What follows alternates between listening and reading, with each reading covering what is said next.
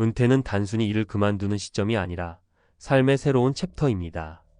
그 챕터를 어디서, 어떻게, 누구와 채워갈지는 사람마다 다르죠. 그런데 해외 이민자들에게 이 결정은 더 복잡합니다. 이민 생활 20년 넘게 한 곳에서 뿌리를 내렸는데 이제 와서 다시 한국으로 돌아갈 수 있을까? 익숙한 타국의 시스템과 언어, 집을 정리하고 돌아오는 게 과연 현명한 선택일까? 그런데도 요즘 미국 이민 1세대들 사이에서 역이민이 조용히 번지고 있습니다. 특히 60대 후반부터 70대 초반까지의 시니어들 사이에서 한국으로 돌아가 노후를 보내겠다는 움직임이 늘고 있는데요. 오늘은 그런 선택을 한 분의 이야기를 통해 그 현실을 함께 들여다보려 합니다. 단순한 감성이 아닌 실제로 살면서 느낀 장단점, 비용, 제도, 감정까지 한꺼번에 담아본 1년 리포트. 여러분의 선택에도 중요한 실마리가 되기를 바랍니다. 1. 돌아온 이후 의료, 가족, 그리고 외로움. 김정수 가명 씨는 1980년대 후반에 미국으로 이민을 떠났습니다. LA 외곽에서 세탁소를 운영하며 30년 넘게 일했고 자녀들도 모두 미국 시민권자로 정착했습니다. 하지만 아내가 먼저 세상을 떠나고 건강검진을 받으려 해도 예약이 3개월씩 밀리고 무엇보다 노년의 외로움이 너무 크더라고 했습니다. 결정은 빠르게 내려졌습니다. 미국 집을 정리하고 연금과 약간의 저축을 가지고 한국으로 돌아온 거죠. 처음엔 막막했지만 고향 친구들이 여전히 반겨주었고 동네 보건소에서 기초검진을 무료로 받을 수 있다는 것도 깜짝 놀랐다고 합니다. 미국에선 당연히 다 돈 내고 하는 줄 알았어요. 그런데 한국은 동네 복지센터, 보건소, 경로당까지 다 연결돼 있더라고요. 뭔가 내 나라에 왔구나 하는 느낌이었어요. 이 예상치 못한 생활비, 그러나 의외로 견딜만. 돌아오기 전에는 한 달 200만 원이면 충분하겠지 싶었습니다. 하지만 막상 살아보니 생각보다 지출이 더 많았습니다. 국민건강보험 지역 가입자로 전환되면서 월 1,315만 원 정도의 보험료를 내야 했고 전세방 월세 전환에 따라 월세도 40만 원이 넘었죠. 그럼에도 김정수 씨는 말합니다. 그래도 미국보단 싸요. 거긴 병원비가 너무 부담돼서 감기도 참고 살았거든요. 여긴 병원 가도 몇천 원이니까 심리적으로도 여유가 생겨요. 시장도 식당도 혼자 사는 사람에게 친절했습니다. 백반 한 끼에 7천 원, 병원 약값 포함해 2만 원이면 하루를 마무리할 수 있었죠. 또 지역 복지관 프로그램에서 요가도 하고 영어로 한글 가르치는 자원봉사도 하며 새로운 관계망도 쌓아가고 있습니다. 3. 외로움은 여전하지만 내 말이 통하는 곳의 위로. 가장 크게 느낀 건 언어의 힘이었습니다. 미국에서 마지막 몇 년은 영어가 익숙해도 마음이 다 전해지지 않는 고립감을 느꼈다고 해요. 무슨 말인지 알아도 내 감정을 제대로 풀어낼 사람이 드물었다고 합니다. 여긴 그냥 지나가는 사람하고 말 한마디 해도 위로가 돼요. 옆집 아주머니가 저녁 드셨어요? 물어볼 때 뭉클할 정도로 고마워요. 자녀들은 미국에 있어 직접 왕래는 어렵지만 카톡으로 연락하며 안정적인 시간을 보내고 있고요. 무엇보다도 지금은 내가 살고 싶어 선택한 곳이라는 자긍심이 있다고 합니다. 은퇴 후 역이민의 현실적 체크포인트. 그럼 김정수 씨처럼 20년 넘게 미국에서 살아온 이민자가 한국에서 은퇴 생활을 하려면 어떤 걸 점검해야 할까요? 크게 3가지를 꼽을 수 있습니다. 1. 건강보험 전환 문제. 귀국 후 건강보험을 바로 쓰려면 일정한 조건을 충족해야 합니다. 직장 가입자가 아닌 경우 지역 가입자로 전환되며 소득이나 재산에 따라 보험료가 산정됩니다. 특히 미국에서 연금이나 투자 수익이 있다면 신고 여부에 따라 보험료가 늘어날 수 있으니 꼼꼼한 사전 정보 확인이 필수입니다. 2. 주거 형태. 많은 역이민자가 월세 또는 전세 반전세를 선택합니다. 서울은 비용 부담이 커 지방 소도시나 고향 근처에 터를 잡는 경우가 많죠. 김정수 씨도 경기도 외곽에 전세방을 구했고 5천만 원 보증금에 월세 35만 원 정도를 부담하고 있습니다. 3. 사회적 연결망.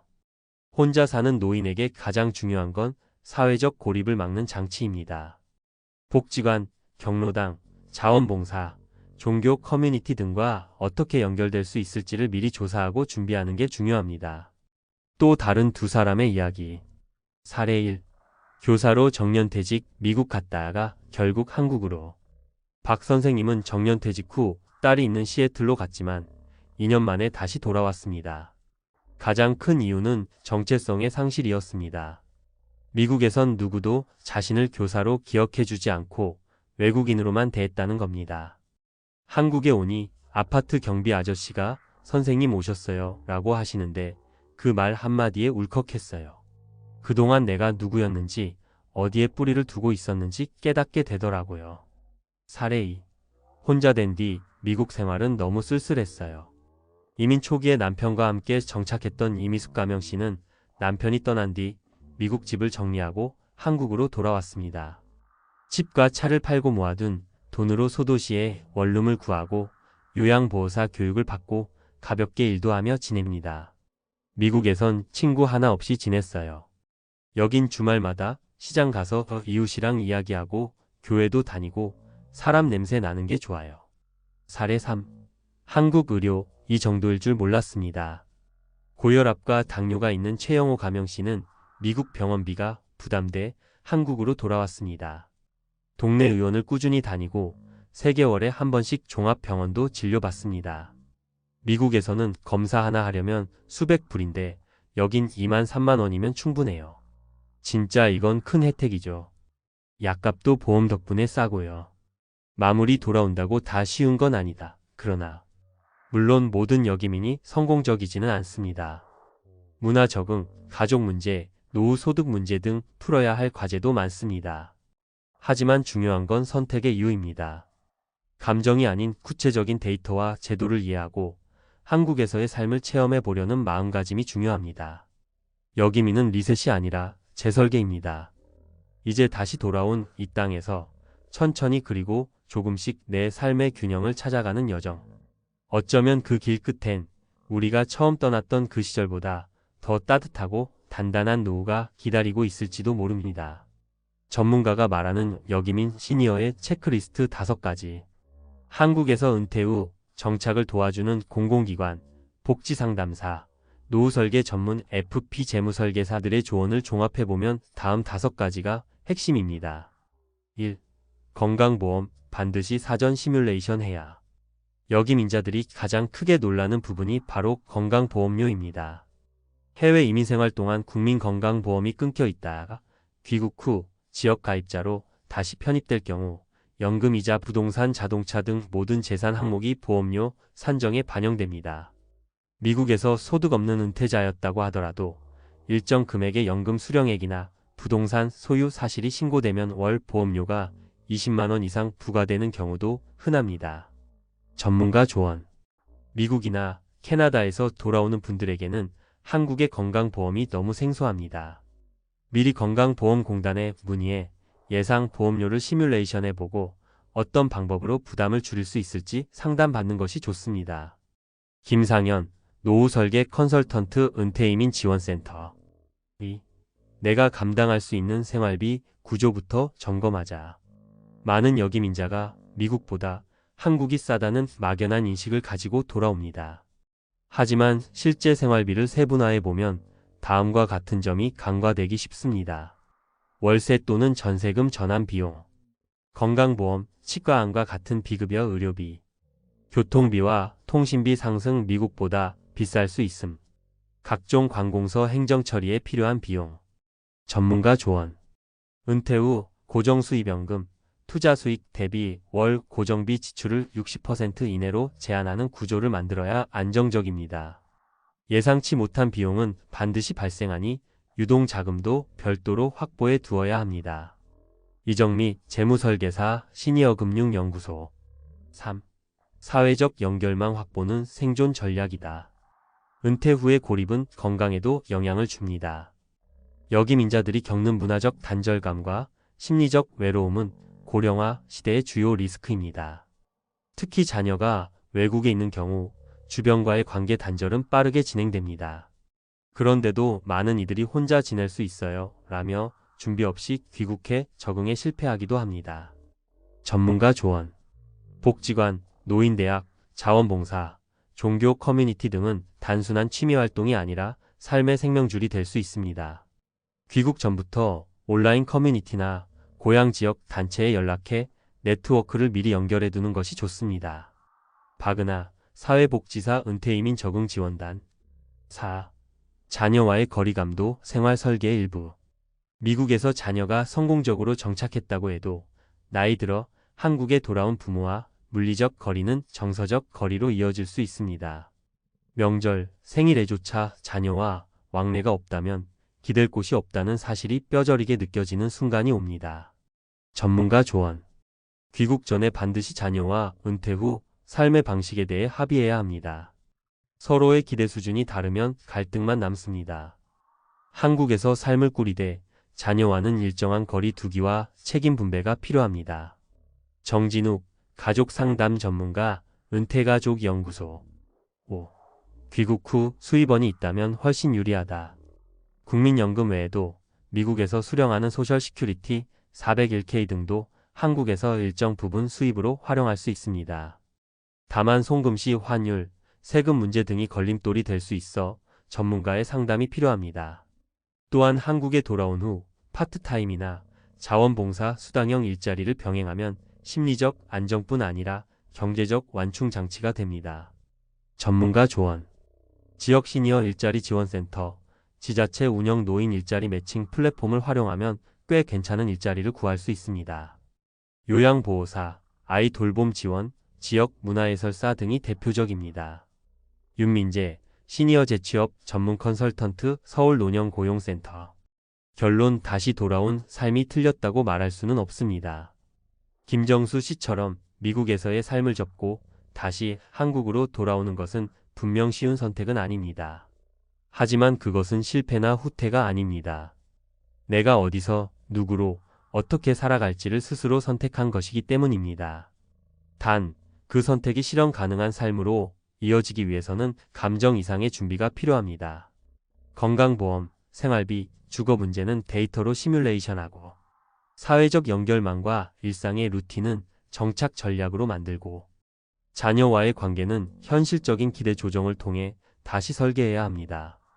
그렇게 다듬어진 삶이라면 다시 돌아온 이 땅에서도 이제야 내가 살고 있구나 하는 말이 나올 수 있습니다. 누군가에게는 한국이 고향일 수 있고 누군가에게는 마지막 안식처일 수 있습니다. 어쩌면 그 선택이 당신의 인생에서 가장 용기 있는 복귀일지도 모르니까요. 은퇴 후 경조사?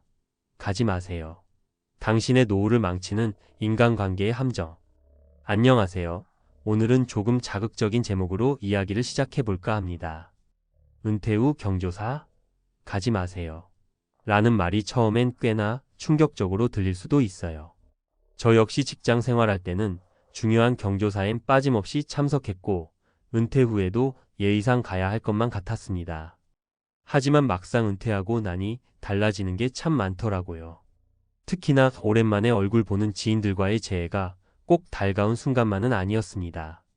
경조사라는 명목 하에 예전 인간관계로 끊임없이 되돌아가고 불필요한 곳에 시간과 비용, 감정을 소모하는 경우가 의외로 많았습니다. 여기서 말씀드리는 경조사에 가지 않는다라는 얘기는 인간관계를 싸늘히 끊어버려라라는 극단적인 뜻이 아니에요. 다만 우리는 은퇴 후 시간을 정말 소중하게 써야 하잖아요. 이제야말로 내 몸을 돌보고 그동안 미뤄둔 꿈을 좇고 주위에 정말 가치 있는 사람들에게 집중해야 할 때인데 굳이 과거의 관계를 붙잡으면서 그들의 경조사를 줄줄이 챙길 필요가 있을까 하는 겁니다.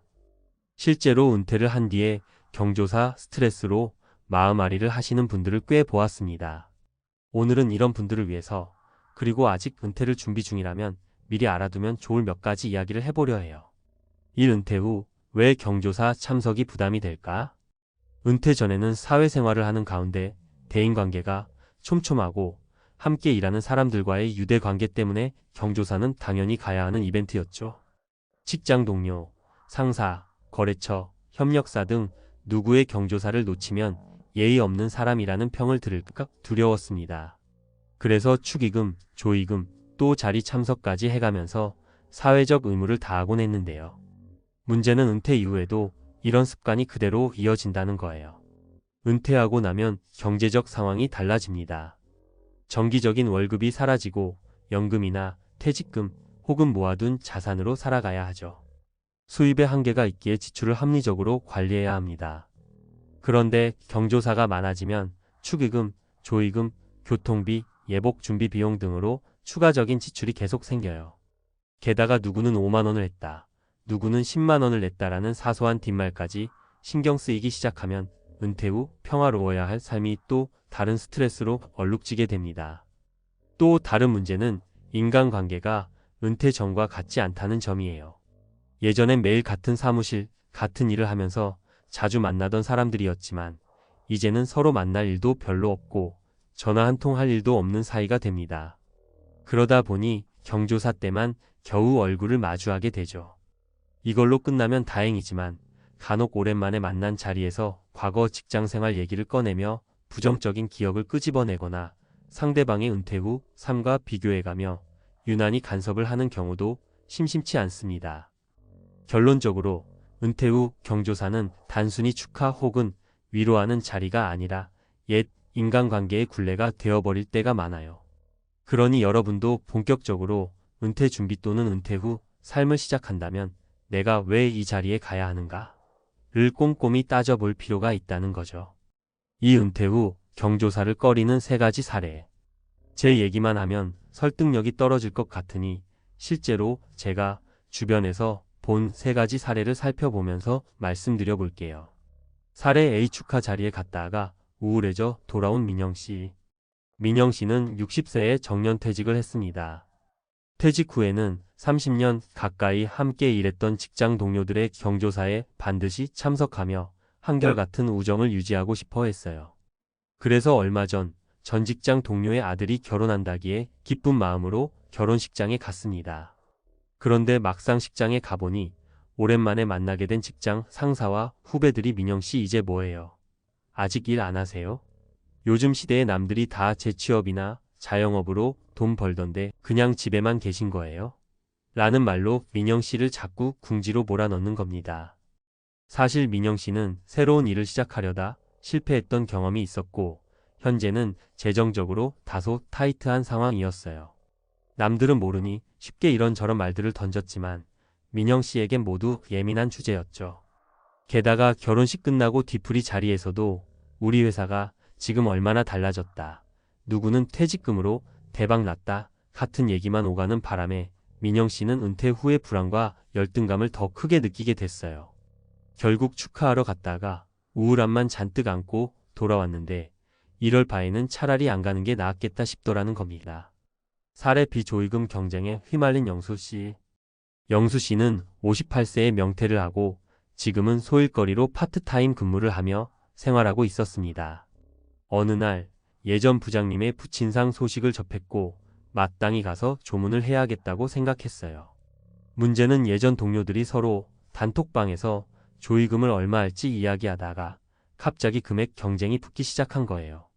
누군가 그래도 부장님이 우리 많이 챙겨주셨으니 10만 원씩은 해야지 라고 하면 다른 한쪽에서는 우리 팀은 20만 원씩 하기로 했다 라는 식으로 서로 올리는 분위기가 됐죠. 영수씨 입장에서는 정해진 수입도 없고 경제적으로 넉넉하지 않은 상황이었는데 괜히 나만 너무 적게 하면 제가 돈이 없나 싶어 할까? 결국 사람 보는 눈이 달라질 거야 라는 생각에 또 마음이 괴로워졌습니다. 그렇다고 모임을 주도하는 사람들에게 저는 조금만 하겠습니다 라고 하기도 뭐한 상황이고요.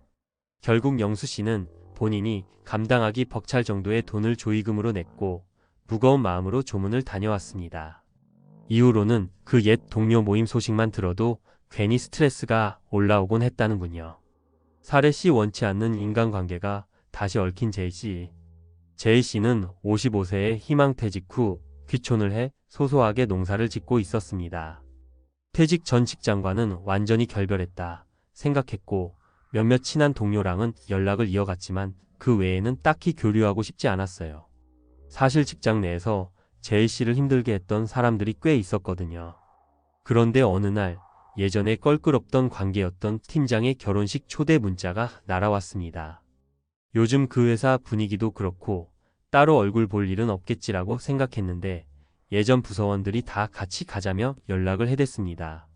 제이씨 마음 한편에서는 가고 싶지 않다는 생각이 굴뚝 같았지만 또 한편으로는 안 가면 혹시 뒷말 나올까 봐 염려가 됐죠. 결국 억지로 참석했는데 식장에서 우연히 마주친 옛 상사는 제이씨의 은퇴 후 귀촌 생활을 하찮다는 듯한 태도로 보고 결혼식 준비하다 예산이 부족한데 혹시 스폰서 좀 해줄 수 있냐는 황당한 부탁까지 해왔어요. 전 직장 시절처럼 권위적이고 일방적인 태도였지만 제이씨는 불쾌함을 제대로 표현하지 못하고 얼버무리다 결국 돈만 더 쓰고 돌아왔습니다. 그리고 며칠 뒤엔 그 상사가 이번에 우리 집 제사 때도 좀 와줄 수 있냐고 연락을 해오니 제이씨는 이래저래 골치 아파졌죠. 이처럼 은퇴 후 경조사에 쉽게 참석했다. 불편한 일이 생기는 사례는 생각보다 흔합니다. 물론 다 좋은 일만 있으면 상관없겠지만 예상치 못한 감정 소모나 경제적 부담, 그리고 원치 않는 인간관계의 재등장으로 스트레스를 받는다면 과연 이게 나에게 얼마나 의미 있는 경조사인지 고민해 봐야 해요. 3. 은퇴 후 선택적 인간관계가 필요한 이유. 은퇴 후에는 더 이상 사회적 의무 때문에 얽힌 관계를 지속할 필요가 없다는 점이 가장 큰 변화입니다. 이제는 내가 진짜로 만나고 싶은 사람들, 상호 긍정적인 에너지를 주고받을 수 있는 사람들과 교류하면서 노후의 삶을 풍요롭게 만들어 나가는 게 정말 중요해요. 경제적 부담 감소. 은퇴 후에는 수입이 제한적일 수밖에 없습니다. 경조사가 무조건 나쁘다는 뜻은 아니지만 상대적으로 내가 희생해야 할 돈과 시간이 더 소중해요. 감정적 스트레스 해소. 은퇴 전 직장 생활하면서 이미 각종 대인 스트레스를 많이 겪지 않았나요? 은퇴 후는 오히려 이 스트레스에서 벗어나는 기간이어야 해요. 불편한 사람들, 나를 불행하게 만드는 인간관계는 과감히 손절하는 것이 마음 건강에도 좋습니다. 진정한 여유 찾기. 은퇴 후에는 운동, 여행, 취미활동, 봉사활동 등 내가 해보고 싶었던 일에 집중할 시간이 많아집니다. 경조사 때문에 주말마다 또는 자주 시간과 돈을 빼앗기다 보면 정작 내 생활은 뒷전이 되기가 쉬워요. 4. 그럼 어떻게 해야 할까? 참석 기준 정하기. 아무리 친했던 사이라도 지금의 나에게 도움도 안 되고 서로 얽히는 게 부담된다면 안 가는 쪽을 선택하세요. 내가 이 사람의 경조사에 가는 게 행복한가? 내가 경제적으로 감당할 수 있는가? 라는 질문을 던져보는 거예요. 너무 죄책감 느끼지 말고 스스로에게 분명한 참석 기준을 만들면 됩니다. 안 가는 것에 대한 의연한 태도. 나는 이제 은퇴했고 더 이상 직장의 상하 관계나 조직 문화에 매이지 않는다라는 사실을 잊지 마세요. 누가 왜 안 와? 라고 물으면 솔직하게 개인 사정이 있어 정도로만 답해도 됩니다. 상세한 설명이나 변명을 장황하게 하지 않아도 돼요. 정말 친한 사람에게 집중하기. 은퇴 후에는 오히려 마음 맞는 소수의 친구들과 자주 만나고 깊은 유대 관계를 쌓는 편이 훨씬 행복합니다. 경조사라는 일회성 모임보다는 가볍게 차를 마시거나 취미 활동을 함께 하면서 진정한 은퇴 우정을 키워보는 거죠. 새로운 인간관계에 문 열어두기. 물론 과거의 인맥을 뿌리 뽑듯 끊으라는 이야기는 아닙니다. 다만 억지로 이어가는 것이 아니라 새롭게 형성되는 인간관계에 더 집중하시면 좋겠습니다. 예를 들면 지역 봉사활동 모임에서 만난 사람들과나 온라인 동호회 등 같은 취미를 공유하는 이들과 더 깊이 소통하면서 은퇴 후 생활의 활력을 찾아보는 거예요. 필요한 경조사는 간단히 정중히. 정말 가까운 지인의 경조사라면 주저 말고 가서 축하 또는 위로해 주는 게 맞겠지요. 하지만 불필요하게 오래 자리를 지키거나 2차, 3차 자리까지 따라다니기보다는 짧고 간결하게 마음을 전달하고 나오는 것도 방법입니다. 시간과 에너지를 효율적으로 쓰자는 거예요. 나에게 더 중요한 것은 행복이라는 사실. 경조사에 안 가면 인간미 없는 사람 아니야? 라고 스스로를 탓할 수도 있어요. 하지만 우리가 은퇴 후 가장 중요하게 생각해야 하는 건 사회적 시선이 아니라 내 삶의 안정과 행복이에요. 이제야말로 내가 남은 인생을 어떻게 살지를 결정해야 하고 거기에 초점을 맞춰야 합니다. 은퇴 이후는 인생의 긴 축에 있어 제이막이고 이 시기를 어떻게 보내느냐에 따라 전체적인 삶의 만족도가 크게 달라지죠. 경조사 참석을 강요하는 사람들은 앞으로도 계속 있을 겁니다. 하지만 늘 드리는 말씀이 남을 위해 내 삶을 소모하지 말아예요. 특별히 중요하지 않은 인간관계 때문에 내 노후가 흔들리지 않도록, 그리고 내가 소중하게 모아둔 자산이 떠내려가지 않도록 신중하게 판단하시길 바랍니다. 마무리하며 은퇴 후 경조사 가지 마세요. 당신의 노후를 망치는 인간관계의 함정. 이라는 말 처음엔 극단적으로 들릴지 몰라도 요점은 딱 하나입니다. 내가 은퇴 후 어떤 삶을 살 것인가, 진짜로 원하는 것이 무엇인가를 먼저 생각하라는 거죠. 때론 경조사 자리에 참석해도 좋고 때론 참석하지 않는 편이 더 나에게 이익일 수 있다는 겁니다. 은퇴를 준비 중이거나 이미 은퇴하셨다면 한 번쯤 생각해 보세요. 이 모임에 나가는 게 나에게 진정으로 의미가 있을까? 이 관계가 나의 노후 행복을 더해줄까? 내 마음의 평화를 깨뜨리지 않을까? 하고 말이에요. 그리고 마음이 편치 않다면 용기 내어 불참을 선택해도 전혀 이상할 게 없습니다. 오히려 은퇴 후에는 이런 선택의 자유가 더 소중하니까요. 오늘 이야기가 은퇴 후 인간관계에 대해 고민하는 분들에게 조금이나마 도움이 되었길 바랍니다. 우리는 더 이상 직장이라는 울타리에 매여 있지 않습니다. 내 인생은 내가 설계하고 내가 책임질 때 가장 멋있게 완성된다고 생각해요. 그러니 남들이 보기에를 떠나 오로지 내가 행복해지는 선택을 하시길 바랍니다. 감사합니다. 그리고 여러분의 은퇴 후 삶이 마음의 평안과 기쁨으로 가득하길 진심으로 응원합니다. 은퇴하면 뭘 할까? 돈도 없는데 그냥 놀 수 있나? 이런 생각 솔직히 다들 하시죠? 저도 그렇습니다. 살면서 수십 년을 일만 하고 달려왔는데 막상 은퇴하면 노는 법을 몰라서 더 불안해지는 게 현실이더라고요. 게다가 돈 문제는 또 얼마나 큰 벽입니까? 그런데 놀랍게도 63세에 은퇴하고 놀기만 하면서도 편안하게 사는 분들이 분명히 있습니다.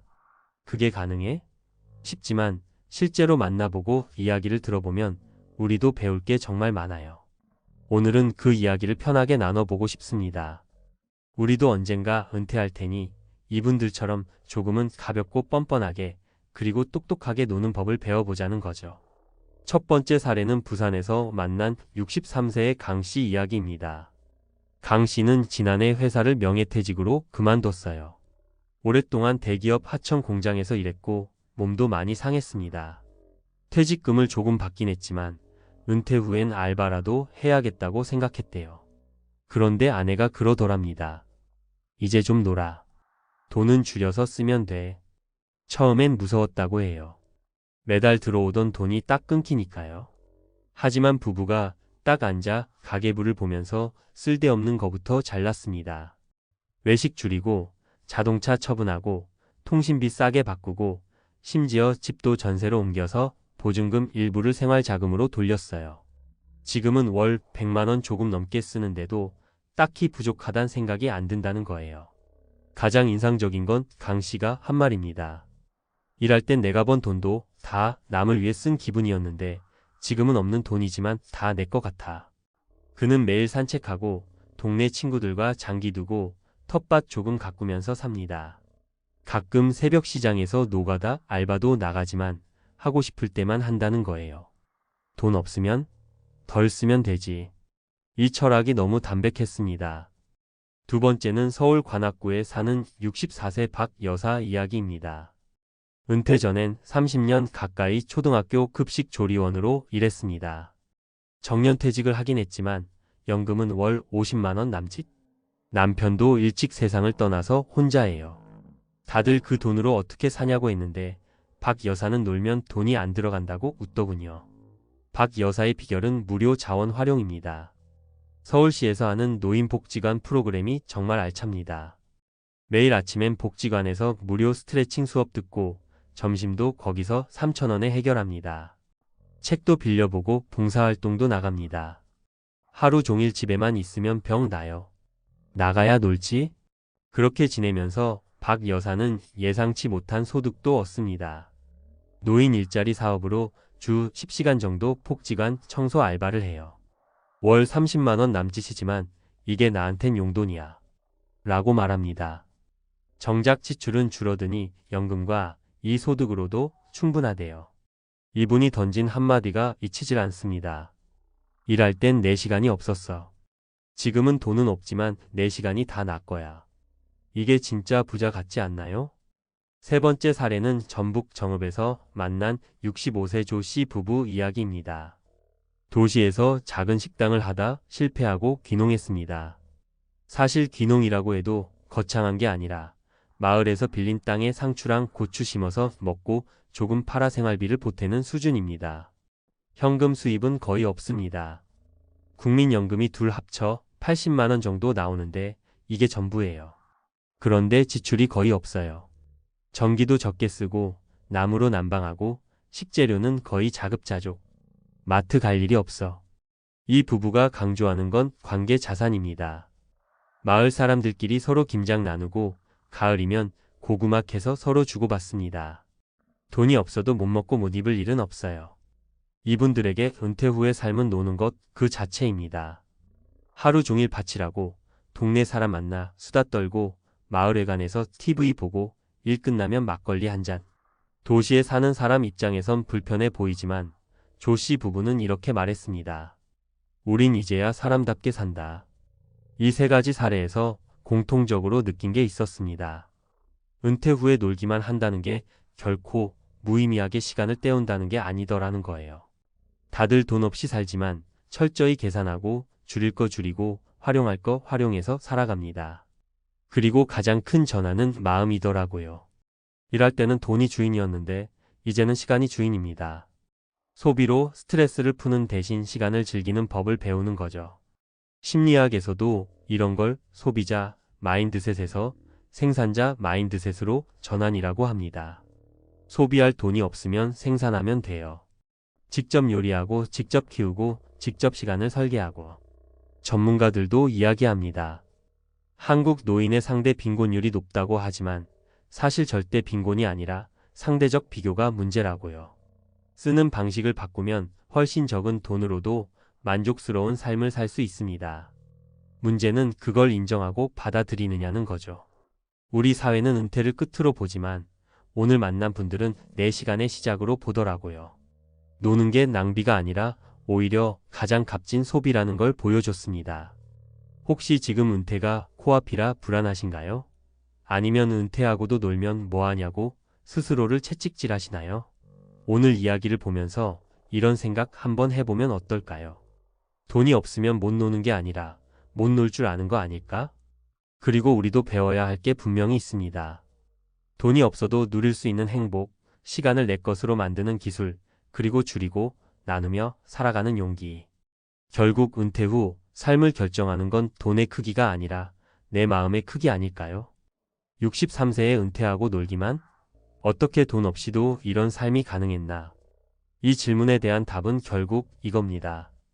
있는 그대로의 나를 받아들이고 시간을 내 것으로 만드는 순간 돈이 적어도 인생은 풍요로워질 수 있다. 여러분은 어떤 노후를 그리고 계신가요? 이번에는 조금 더 전문가적인 관점으로 구체적이고 실용적인 정보를 중심으로 이어서 설명해 드릴게요. 그래도 너무 딱딱하지 않도록 편하게 말하듯 풀어볼게요. 자, 앞서 이야기에서 느끼셨겠지만 63세에 은퇴하고 돈 없이도 잘 논다는 건 마법이 아니에요. 분명한 원칙과 전략이 숨어 있습니다. 저는 은퇴 재무 설계나 시니어 라이프 코칭에서 많이 강조하는 세 가지 핵심 전략을 알려드릴게요. 그리고 각 전략마다 실제 적용할 수 있는 구체적인 팁과 주의사항도 함께 말씀드릴게요. 첫 번째 전략은 지출의 구조를 재설계하는 겁니다. 사실 대부분의 사람들이 은퇴를 두려워하는 건 돈이 끊기면 살 수 없다는 생각 때문이에요.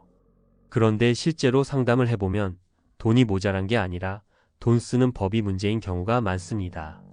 은퇴 후에는 소득이 줄어드니 지출도 바꿔야 합니다.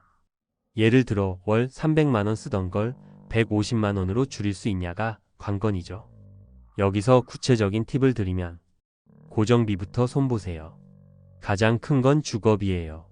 자녀가 독립했다면 굳이 큰 집 유지할 필요가 없습니다. 수도권 전세에서 지방 월세나 전세로 옮기면 1억 2억을 생활 자금으로 돌릴 수 있어요. 통신비나 보험료도 대폭 줄일 여지가 많습니다. 상담을 하면 3인 가족 기준으로 통신비가 30만 원이 넘는 경우도 많은데 알뜰폰으로 바꾸면 절반 이하로 줄어요. 보험도 필요한 보장성만 남기고 과도한 저축성은 해지하거나 감액 조정하세요. 교통비도 생각보다 큽니다. 차를 처분하고 대중교통을 이용하면 매달 30만 50만 원이 절약되기도 해요. 주의사항은 무조건 줄이는 것이 답은 아니라는 점이에요.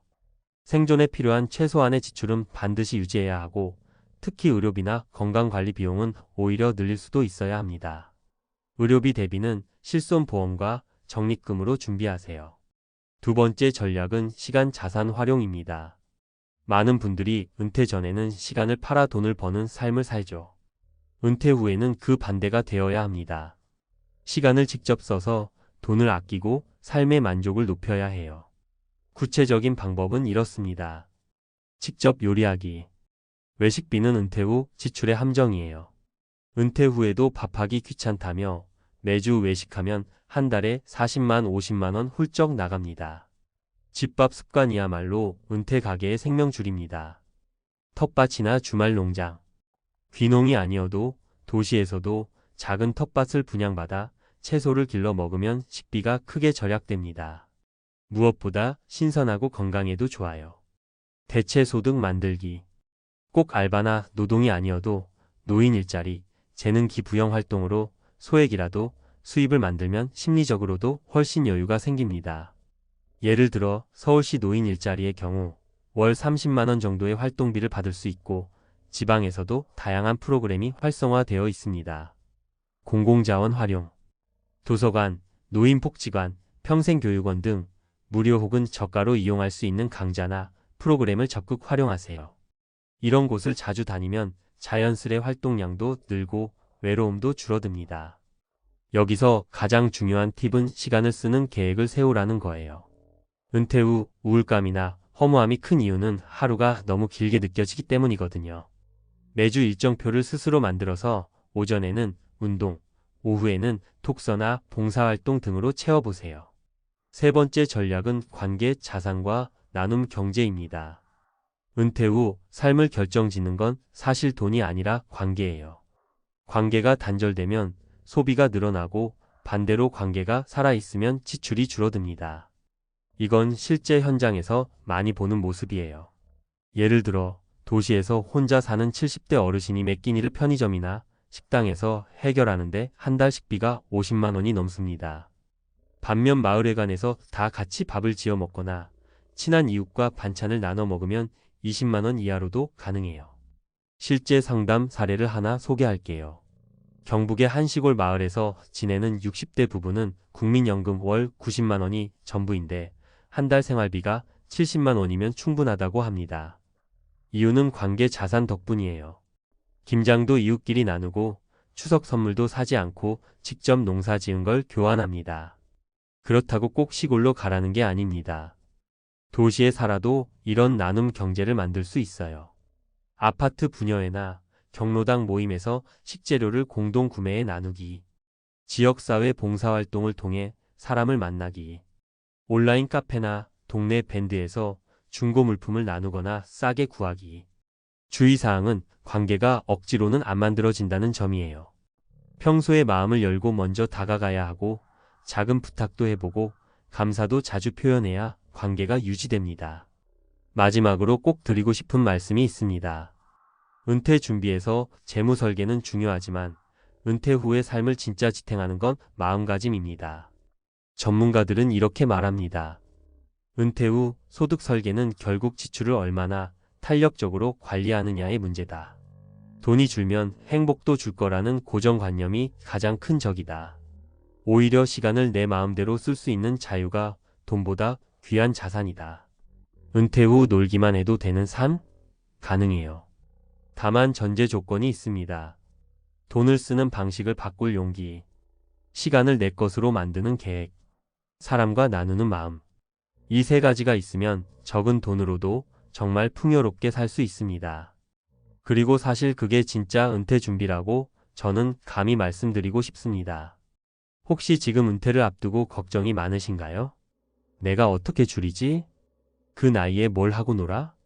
이런 생각이 드는 게 너무 당연합니다. 하지만 위의 사례와 팁들을 조금씩만 적용해 보세요. 돈이 없으면 못 노는 게 아니라 돈 없이도 노는 법을 배우는 게 은퇴의 핵심 기술입니다. 여러분의 은퇴가 단절이 아니라 인생 2막의 멋진 시작이 되길 진심으로 응원합니다. 안녕하세요. 제 얘기가 꼭 여러분에게도 해당되는 건 아니겠지만 은퇴 준비를 고민하시는 분이라면 한 번쯤 들어보시면 좋을 것 같아서 말씀드리려고 해요. 요즘엔 유튜브나 SNS를 보면 퇴직 후에 캠핑카를 타고 전국을 돌아다니거나 심지어 해외로 떠나시는 분들도 많잖아요. 저도 그 낭만에 푹 빠졌었어요. 텐트보다 좀 더 럭셔리하게 캠핑카에서 살면 얼마나 좋을까? 바퀴 달린 집에서 어디든 자유롭게 떠나면 인생 2막이 완벽할 거라 생각했죠. 솔직히 말하면 직장 생활을 하면서 늘 꿈꾸던 장면이 있었어요. 아침엔 바닷가 옆에 주차해두고 눈 뜨면 파도 소리가 들리는 거예요. 밤엔 계곡가에 차를 세워두고 계절마다 달라지는 물소리를 자장가 삼아 잠드는 거죠. 그러면 인생의 스트레스도 저 멀리 날아가고 여유와 자유가 가득 찰 것 같았어요. 월급에서 꼬박꼬박 적금 붙고 또 약간의 퇴직금이 모이니 이제 내 삶을 즐길 때가 됐다 싶었거든요. 그렇게 망설임 없이 캠핑카를 질렀습니다. 그런데 결론적으로 말하자면 1년도 못 돼서 후회가 밀려왔어요. 오늘은 그 후회의 몇 가지 이유와 더불어 주변에서 비슷한 길을 걸은 분들의 이야기를 3가지 사례로 정리해 말씀드리려 해요. 나도 곧 은퇴인데 캠핑카 어떨까? 라는 분들에게 조금이나마 도움이 되길 바라는 마음입니다. 첫 번째 사례 예상보다 훨씬 컸던 현실 비용의 벽. 제 친구 중에 저보다 먼저 퇴직하고 캠핑카 생활을 시작한 형님이 있어요. 그 형님 말씀이 처음 23개월은 정말 신났대요. 도시가 싫으면 산으로, 산이 지겨우면 바다로 그냥 차 타고 훌쩍 떠나면 되잖아요. 하지만 문제는 그 이후부터였다고 해요. 야, 캠핑카 살 때 한 번에 돈이 들어가니 그게 큰 돈이지 하고 땡이겠거니 생각했는데 이게 관리비, 유지비가 만만치 않더라. 하고 하소연하시더라고요. 가장 큰 부담은 주차였대요. 흔히 노지 캠핑을 꿈꾸지만 현실적으로 매일 노지에만 있을 수는 없거든요. 화장실도 필요하고 또 전기나 물도 충전해야 하니까요. 그래서 캠핑장이나 RV파크를 찾아 들어가는데 그 비용이 쌓이면 한 달에 꽤 큰 돈이 된다고 해요. 또 캠핑카 자체도 집처럼 여기저기 고장이 나거나 소모품을 갈아야 해요. 차이긴 하지만 집 기능을 갖추고 있다 보니 배터리나 발전기, 수도관 관리 등 생각지도 못했던 부분에서 유지비가 계속 들어가는 거죠. 저 역시 비슷했어요. 퇴직 금적금 털어서 캠핑카 한 대 샀는데 연비가 생각보다 나빠서 기름값도 만만찮고요. 겨울엔 추워서 난방도 세게 틀어야 하는데 가스비든 전기든 돈이 확확 들어가니 처음에 집세 안 내니 이득이겠지라고 단순하게 생각했던 게 참 부끄럽더라고요. 이 두 번째 사례 외롭고 건강이 걱정되고 그게 제일 힘들었습니다. 두 번째 이야기는 저랑 캠핑카 생활을 함께 시작했던 동갑내기 부부 얘기예요. 부부가 둘 다 일찌감치 은퇴하고 이제 우리 둘이서 자유롭게 떠나자 하면서 멋지게 캠핑카 여행을 선언했죠. 근데 한 6개월 지나서 만났을 때 사모님 말씀이 대뜸 이렇더라고요. 야, 난 그냥 집이 너무 그리워. 편한 화장실도 그리고 텔레비전 크게 볼 수도 있고 아랫집 윗집 신경 쓰긴 싫었지만 막상 그 사람들 떠들고 사는 소리도 다 그리워지더라. 사람이 참 간사하죠.